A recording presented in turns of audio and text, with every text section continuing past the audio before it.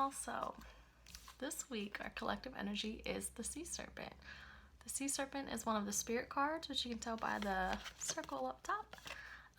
And so in this deck there are 7 spirit cards, one for each of the chakras. So this one is associated with our second chakra, which is really going to be like in your pelvic area. So think of it as the center of creativity and expression. And so with this energy this week, we have an opportunity to feel really supported in our efforts to actually identify what our desires are. And so sometimes we might clearly know what we desire in one area of life, so maybe like your career, but you may not really know what you desire in your relationships, your friendships, your relationship to self, or even maybe you desire moving to a new area or spending more time with your relatives, whatever it is. We sometimes don't have the tools, resources, or really an example of how to tap in and check these desires. And so much like how the sea serpent, if you see it's encircling us, it's surrounding us like a protective mother. So I don't know if you've ever seen snakes in the wild, but they really do coil around their eggs. And so they're really using their body to shield. And so the energy this week is going to be giving us room to do some self-exploration. And so one of the ways that you can find I'd say the least resistance with really checking with your desires is approaching it with some creativity and fun. So whether that is music, dance, painting, writing, playing games, whatever your favorite creative practices or actions are, how can you reframe that as a way to see what your desires are? So maybe if you're obsessed with Jeopardy, can you make a what are my desires Jeopardy board and then play Jeopardy, or yeah, so whatever. I don't know much about Jeopardy. But yes, like ask yourself certain questions like, what do I desire in my romance? And then, when you pick that question, just say the first few things that come to your mind. If you're someone who draws, so like me, I'm going to be drawing out my bean people for this week, and I'm showing that as an example of at least what came up for me. If you like music, you can play your favorite song and be like, what is the energy or what feelings do I really feel after listening to this? What is it that I feel so connected to about this song? And how can I bring more energy like this into my life? And then from there, feel like you have a different way to express yourself.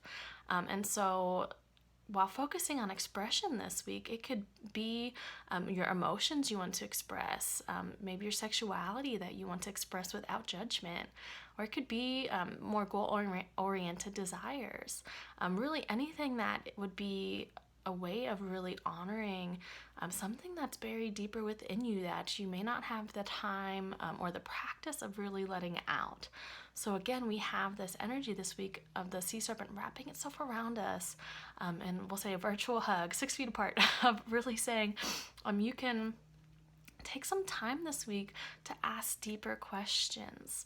And from this, what happens is as we can bring a few things up to the surface, all of a sudden we have more room to let in the sea serpent analogy, really let in that salt water to heal out our wounds, to really get that stagnant energy out.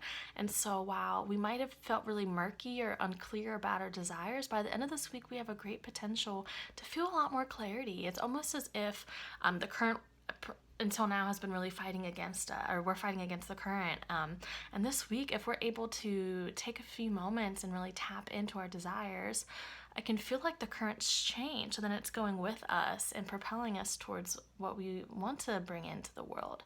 And so, yeah, really entertain yourself with the idea of what would it be like to feel really supported? What would support me?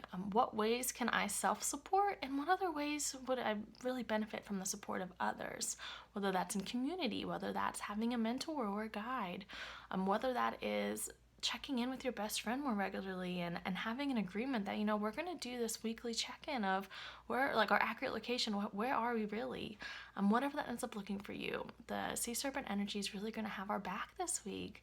And so also that can be our improvising tool of the week is I've got your back. Ooh, excuse me. My body agreed with that one. How can you have your own back?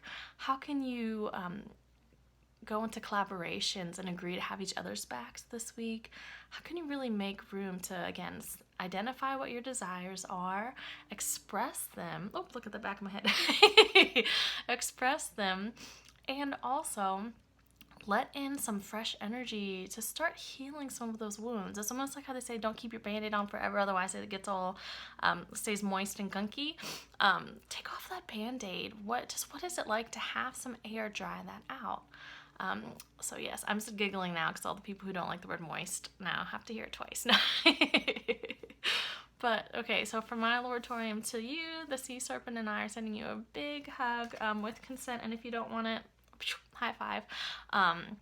Yeah, so we hope you have a razzle dazzle week, and let me know what this Sea Serpent energy ends up feeling like for you.